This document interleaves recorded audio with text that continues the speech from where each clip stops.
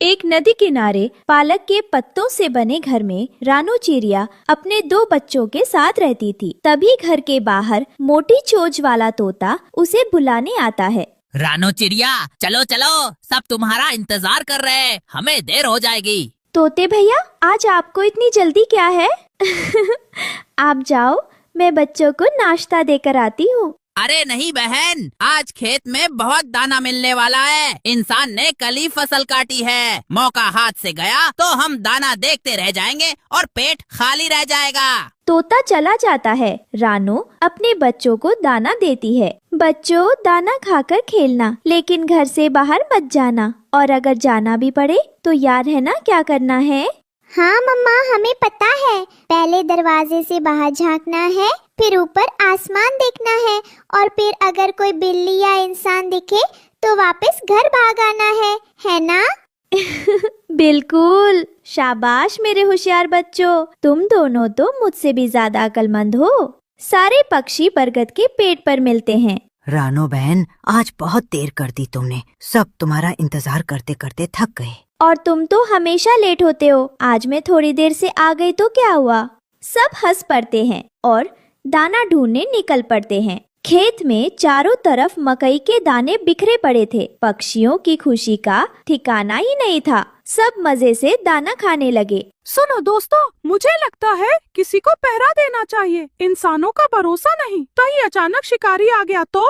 अरे कबूतर महाराज, इतना टेंशन क्यों लेते हो? ये जो दाना जमीन पर पड़ा है, ये किसान के काम का ही नहीं है। किसान कभी भी हमें इसे खाने से नहीं रोकेगा, तो खाओ, मजे करो, चिंता मत करो। सब पक्षी दाना खाने में लग जाते हैं, लेकिन तभी धड़ाम, कौवा जाल में फंस जाता है। अरे बचाओ बचाओ, ये जाल, ये तो गले पड़ गया। बाकी पक्षी डरकर पास के पेड़ पर उड़ जाते हैं। ओ भगवान, वही हुआ जिसका डर था। अब क्या होगा? कालू भाई तो फंस गया। वो देखो, शिकारी भी आ रहा है। शिकारी आता है और हंसते हुए कौवे को देखता है। ओहो, बड़ा शौक था ना दाना खाने का, अब जा पिंजरे में। शिकारी जी, प्लीज छोड़ दो, मैं तुम्हारे किसी काम का नहीं हूँ। ना तुम मुझे खा सकते हो, ना कोई इंसान। अरे मूर्ख कौवे, तुझे मैं बेच दूंगा चिकन वाले को। वो तुझे चिकन बनाकर मजे से बेच देगा।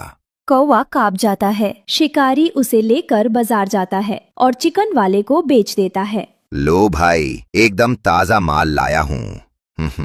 ये काला कौवा, इसे ले लो, मजे से चिकन बनाओ और पैसा कमा लो। अरे ये क्या लाए हो? ये तो कौवा है, मुर्दा नहीं, और ऊपर से बूढ़ा भी। इसको कौन खरीदेगा भाई? हाँ, सही बोल रहा है। मैं तो सीनियर सिटीजन हूँ, मुझे छोड़ दो, तुम्हारा भला होगा। चुप कर, तू बहुत बोलेगा तो सच में कबाब बना दूंगा। ये तो बूढ़ा कौवा है, इसका मांस तो पत्थर जैसा सख्त होगा, लेकिन चलो 50 रुपए दे देता हूँ। अरे ऐसा मत बोल, देख कितनी मोटी ताजा चोंच है, कितने मोटे पंख हैं, मजे से बेच देना। कम से कम 200 रुपए तो दे। 200 रुपए?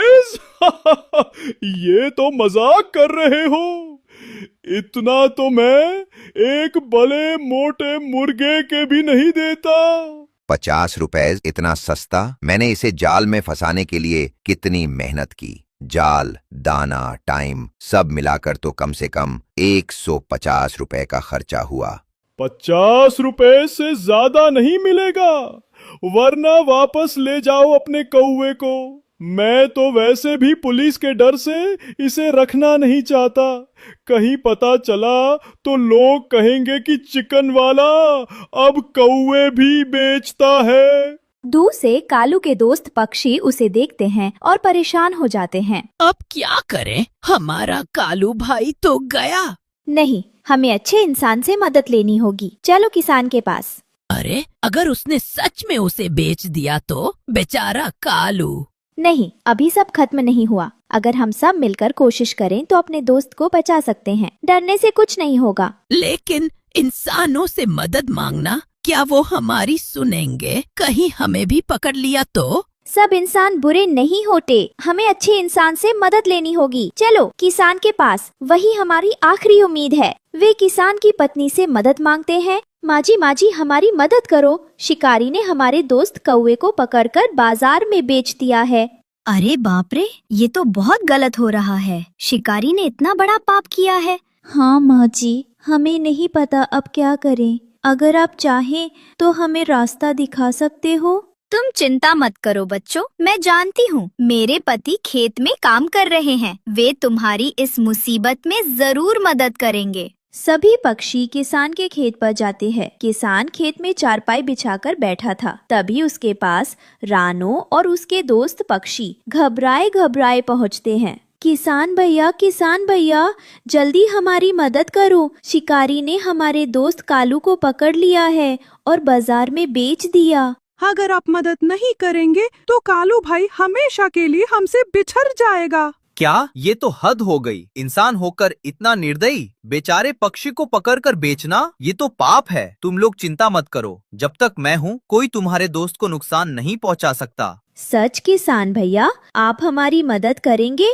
किसान मोबाइल निकालता है और नंबर डायल करता है। पुलिस जी, यहाँ एक लालची कसाई कौवे को चिकन बनाकर बेच रहा है, जल्दी बाजार में आइए। पक्षी खुश हो जाते हैं। रानो बहन, लगता है अब हमारा कालू भाई बच जाएगा। और तुम सब मेरे साथ कसाई की दुकान पर चलो, कहीं देर ना हो जाए। इधर चिकन वाला कौवे को पकड़ने की कोशिश करता है।